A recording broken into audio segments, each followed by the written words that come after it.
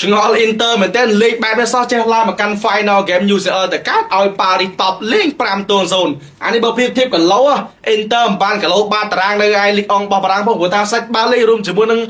ការសុទ្ធកៅអីគឺប៉ារីសលេងតែឯងសុទ្ធប៉ារីសលេងគ្មានភ័យលេងអីទេនៅក្នុងវគ្គ report ទេឲ្យប៉ារីសពេលនេះគឺសម្រាប់បំណងក្តីប្រាថ្នារបស់គេខ្លាបានឈ្នះពីរង្វាន់ UCL ជាលើកដំបូងនៅក្នុងប្រវត្តិសាស្ត្រក្លឹបរបស់ពួកយើងបន្ទាប់ពីចំណាយថវិកាដ៏ច្រើនសន្ធឹកសន្ធាប់ការពីមុនមកប៉ុន្តែចាំនេះការឈ្នះពីរង្វាន់របស់គេជាមួយនឹងកីឡាករវ័យក្មេងច្រើនមែនទែនក្រោមការដឹកនាំរបស់លោក Luis Enrique ហើយប៉ារីសក៏ឈ្នះពី3ក្នុងមួយរដូវកាលផងដែរមានលីកអង់បារាំងមាន Copa de France រួមជាមួយនឹង UCL នេះបើមើលទៅកាន់ការប្រកួតជាក់ស្ដែងការបញ្យមមិញប៉ារីសសុទ្ធរហូតដល់ទៅ23ជើងនោះចំគោលដៅ8ជើងចូលបាន5គ្រាប់ពីអាចរ៉ាហាគីវី1គ្រាប់រួមជាមួយនឹង Due 2គ្រាប់ Kvaratskhelia ចំនួន1គ្រាប់ចុងក្រោយគេគឺ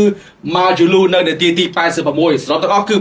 5-0 Inter វិញបងប្អូនInter សុទ្ធបានតែ8ជើងទេបើនិយាយអំពីការសុទ្ធចំគោលដៅតែ2ជើងគត់2ជើងទេទល់នឹងក្រុម Paris Saint-Germain ការគ្រប់គ្រងបាល់គឺ Paris យកទាំងអស់តែម្ដង60ទល់នឹង40%អើយ Inter ដល់ពេល final game វាសុទ្ធច្រើនពេកស៊ីច្រើនពេកអញ្ចឹងវាដូចអស័ក្តិសមជាការប្រកបផ្ដាច់ពត់នៅក្នុងពានរង្វាន់លំដាប់កំពូលនៅអឺរ៉ុបសោះហើយពេលនេះគឺប៉ារីសខ្លាចជាក្លឹបដំបូងគេនៅក្នុងប្រវត្តិសាស្ត្រ UCL ត្រូវបានចាយឈ្នះនៅក្នុងវគ្គផ្ដាច់ពត់អមជាមួយលទ្ធផលគឺរហូតដល់ទៅ